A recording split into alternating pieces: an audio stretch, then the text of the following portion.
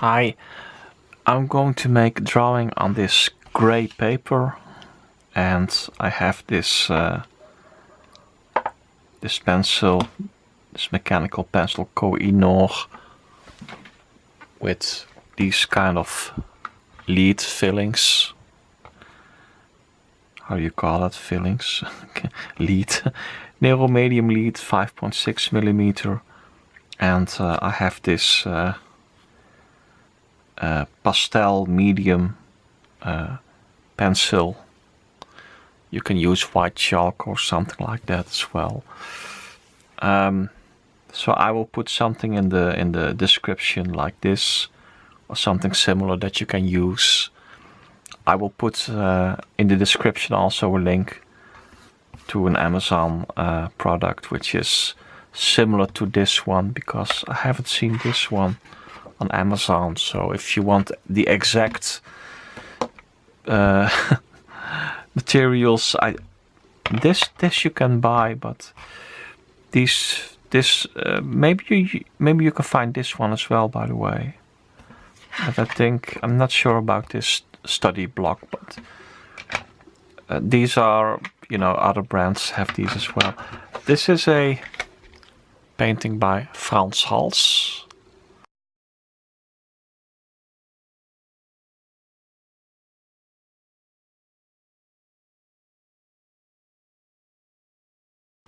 A portrait painting, and I'm going to make a study of it, a quick sketch in light and dark and light. So first I'm going to use this pencil.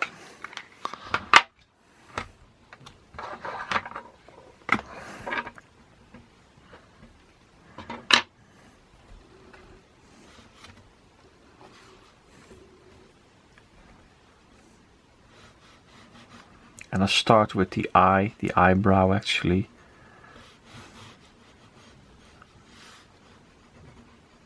The other eye and the other eyebrow. So if this goes too quick, just pause the video and take as long as you need to get this on the paper. It's not you do not have to get it on the paper as quickly as possible.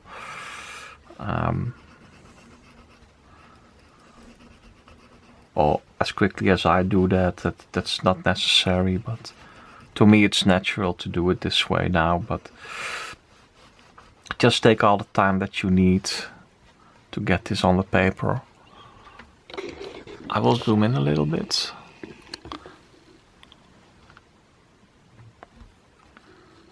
And as you can see, I draw this line here, while this line isn't actually here. But that beard is some sort of extension of what you see here. There's this area between the eyes, the nose here, and this point. Well, the nose extends a bit to the right now because it has this three-dimensional shape, but there is this extension of this line in the beard as well. So that's a way of getting the proportions more or less right, to coordinate your measurements.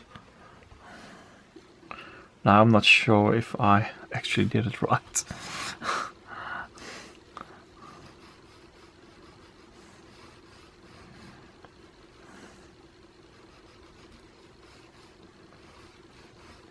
And he has this under chin, and with let's say drawings on this kind of paper, it's important to let the paper do its work as a tonal value. So that's the thing with having a colored tinted underground. I was going to say underground, but that would be a literal translation of Dutch of the Dutch language. But the point is that you can leave much of the, let's say, the mid-range to the paper itself. It's already a certain tonal value. So that's why it's a bit of a time saver, and it's also more painterly to work in this way, because paintings are also made on 17th century paintings on tinted grounds. They are not white, but they also have a grayish or brownish tint color before one even starts to paint on them.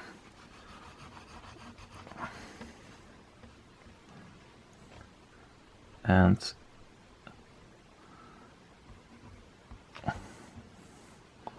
while the guy I am drawing looks more to the left, the guy actually looks at you, so I try to get that right.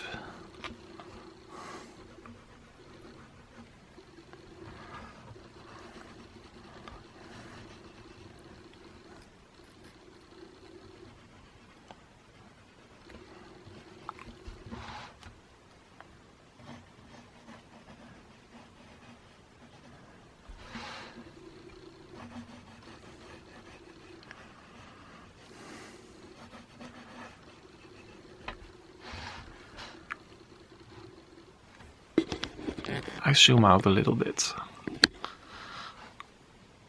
So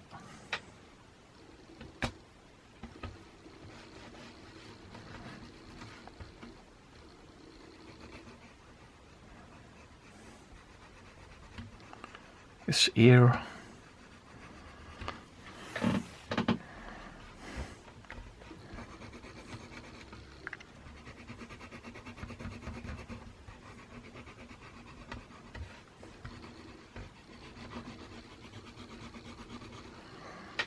And this is a large area which needs to be filled. Am I going to make it really dark, or more an indication of being dark? At this point I just wanted to have some darkness in it. So now this other areas now. So here is a clear shadow area that needs to be done.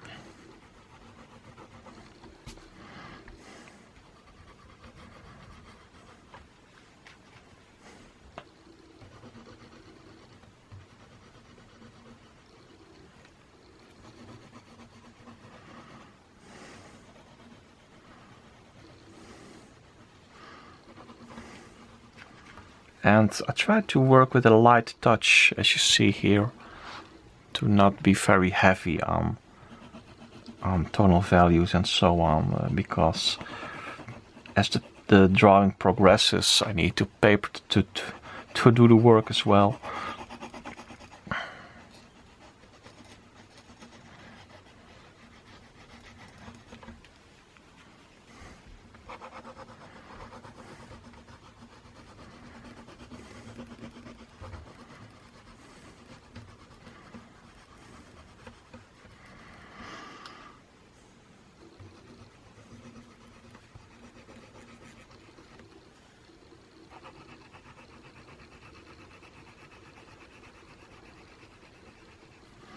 That moustache and that beard needs some sort of tonal value though.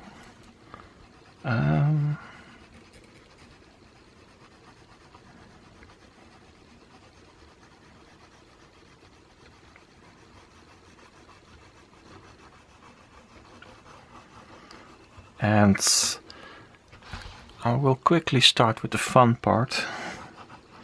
And that's making it lighter here and there.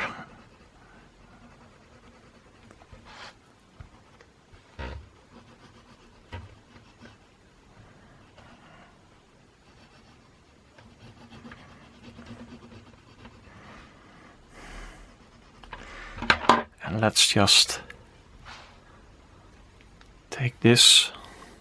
So I have this drawing now at this point that most tonal values are indicated, I think, when I have used this pastel. After that, after the first go with this, I will again take this one and make it darker here and there. But now I'm just curious, yeah, what it will look like. So I'm going to focus on the face now.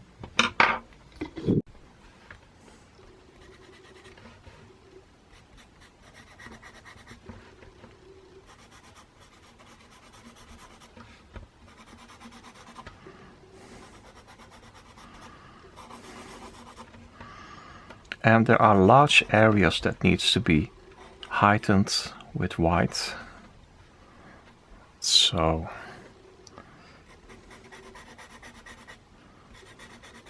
it's not a technique that I use very often, but now I'm making these videos for YouTube. I like to do this too.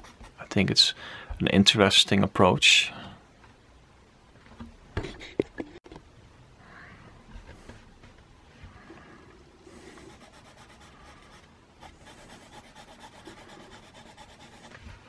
And when you are using, let's say, a darker and a lighter, in this case pastel, one has to be careful where you put dark, this one, before you are heightening, because when you have an area where you need, where you need to heighten it, and you have already add this lead, or what is it, narrow lead medium, it can mix with each other. So one has to avoid that the dark of this, the dark graphite, and the white pastel is going to mix with each other too much.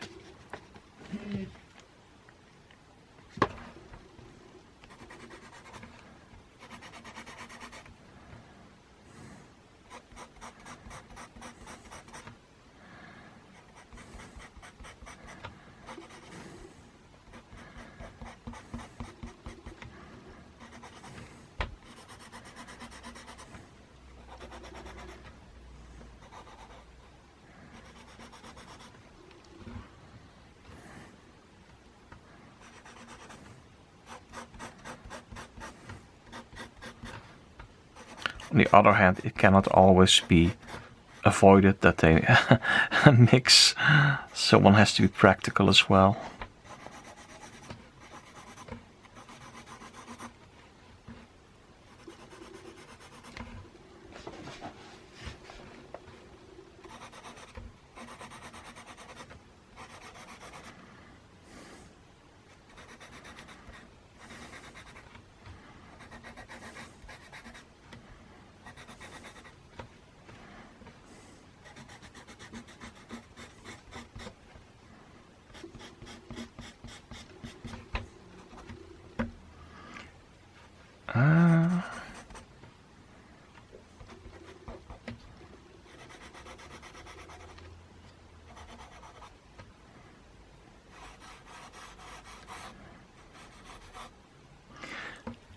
And let's see.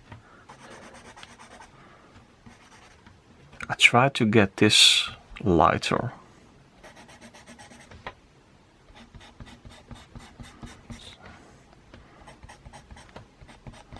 So certain ways of applying this to the paper have more effect than others. So it's a bit of a... You need to experiment a little on your own, but when I do this, it seems like it goes faster. So you can do this, but you can also do this, and maybe it's because I'm left-handed, but I get a more forceful, white here. Well, you can do both ways, but you can see that there's a difference in applying the white. I can see it's just how much pressure you put on the pencil, I must say. So let's just proceed.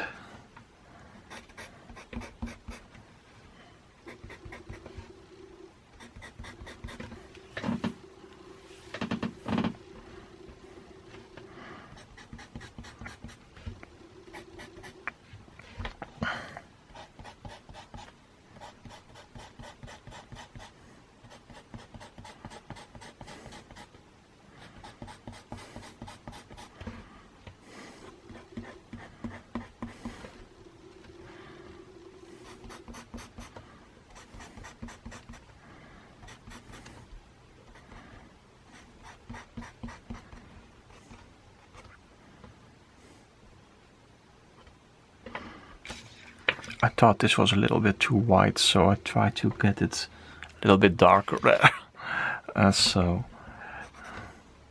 I'm trying to experiment a little bit what the effect is of my fingers going over this. I usually don't do that in my drawings with my fingers, but sometimes I just wonder if it can help. And as you can see on the photograph, he has this white color. So I want that to be effectful in this drawing as well. So let's put some white here.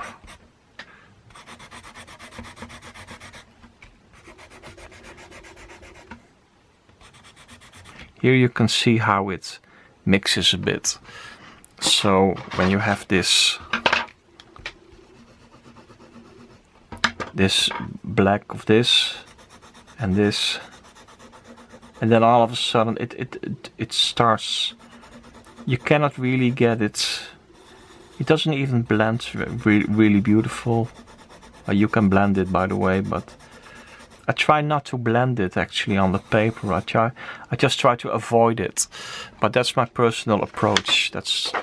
So I try to avoid blending these two, because where it blends, it gets the sort of tonal value of the paper itself, and I want the paper to speak actually, instead of blending the white and the black in this case.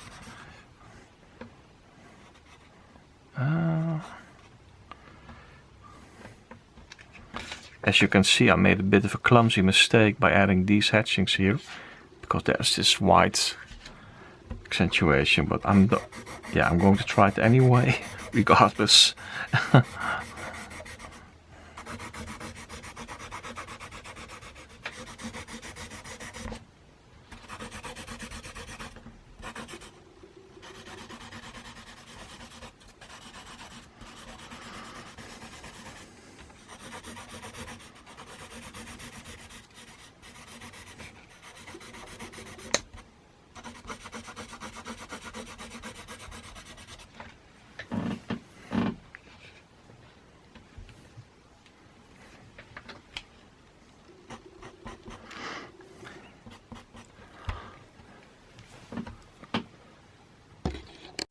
And now I'm going to take this again, and now that I have drawn much of the white areas of the drawing, I want to proceed with the darker areas. See if I can make it more defined. Because as you progress in such a drawing, more and more gets fleshed out, so to speak. So at a certain point, there is more information on the paper on which you can build upon, and now there is more information about the lighter areas, and now I can build upon the darker areas again. So it's a bit of a back and forth between the dark areas that I draw and the lighter areas.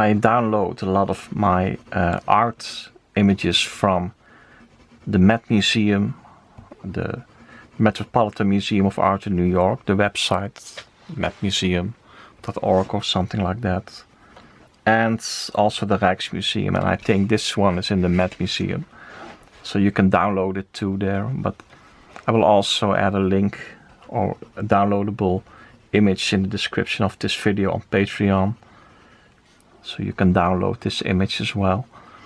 But I always try to download images from museums that have a no copyright policy, so you can use these images for these kind of things without having to worry about copyright or whatever.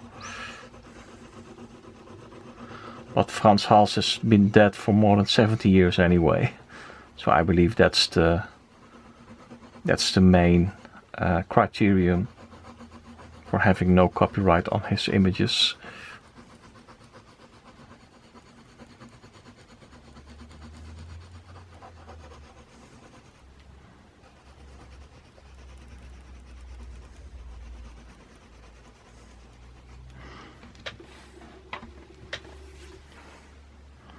And I'm wondering to what extent I'm going to finish this drawing. Am I going to work on this very extensively now, or do I keep some sort of light touch in it?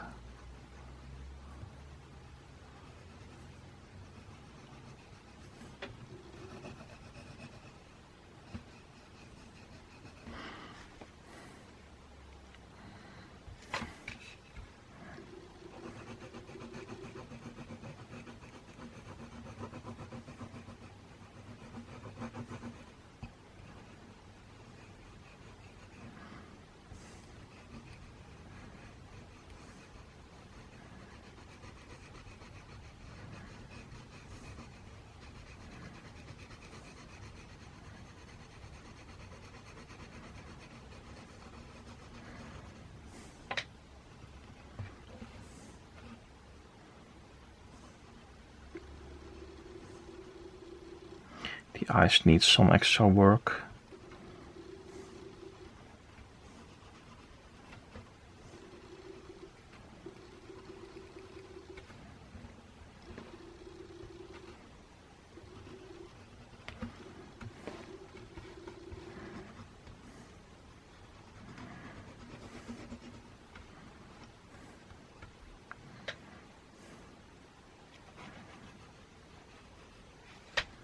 And here is a strong accentuation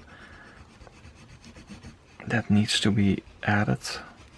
Still, it wasn't enough.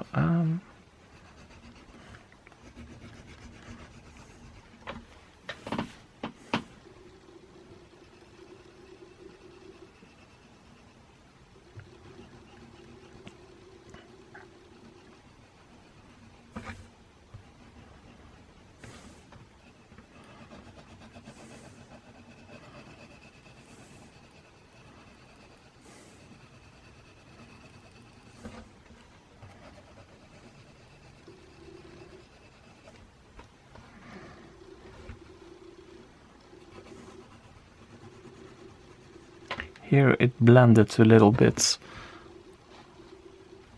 but sometimes you cannot avoid it. So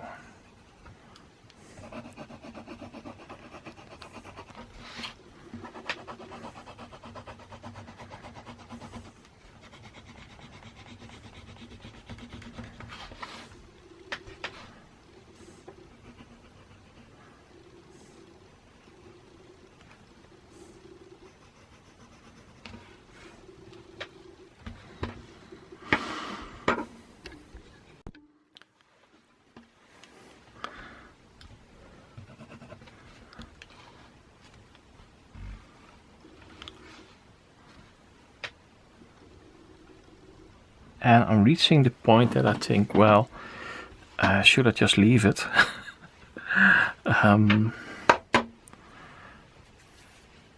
And looking at this, can I make certain areas a little lighter?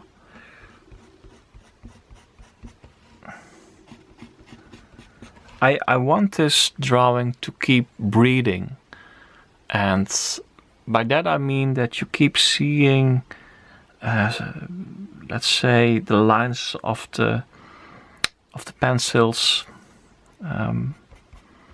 without areas being so thick with whiteness and dark that it's just become a flat out black area or white area. So here it becomes a bit dangerous. Then it's all depending on your style as well. Maybe you have a style in which you really want that, but I want this drawing to breathe, to keep breathing. So here it can have some accentuations. And I'm looking at this light in his eye. That would be nice, but I don't know if it blends too much. But I'm going to try it anyway. And that didn't have. It needs there as well, but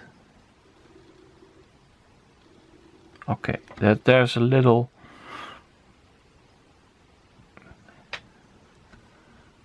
It's a bit too high. Now it's a bit too low. Well, I'm looking at this. This is a bit. The first one was a little too high, and the second one was a little too low. So let's just say that I keep it this way, and it has its effect. I don't know. Don't mess too much with it. So some accentuations I'm going to place here and there.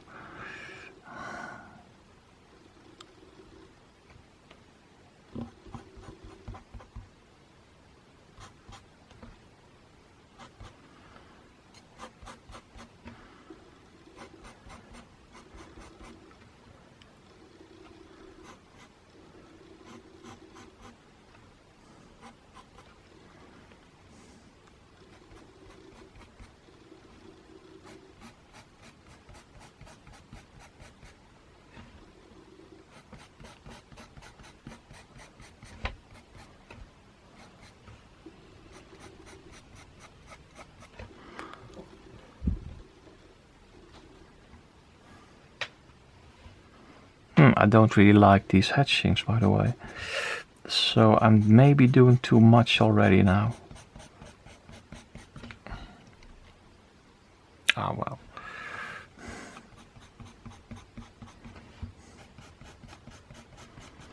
I need to work a little bit more on this.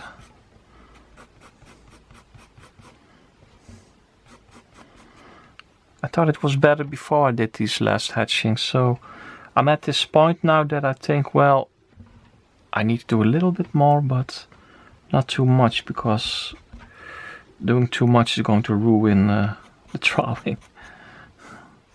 But sometimes you start seeing all kinds of things at the end. I mean, you want to stop, but all of a sudden you see this or that. And let's look at this area.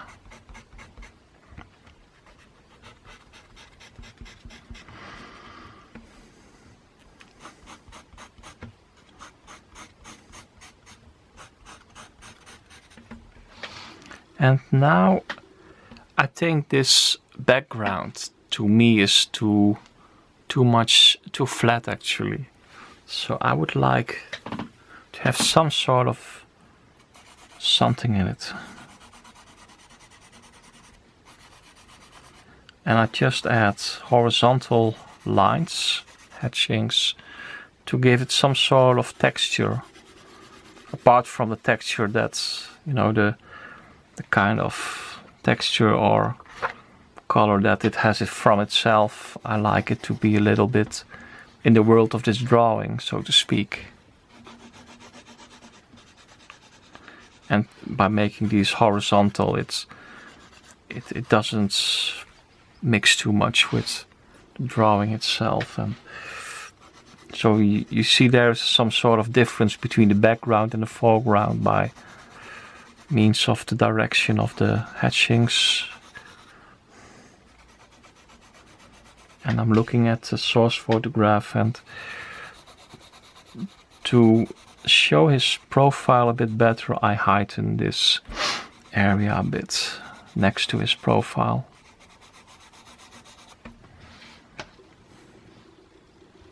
And this can have some darkness. The shadow area of his collar.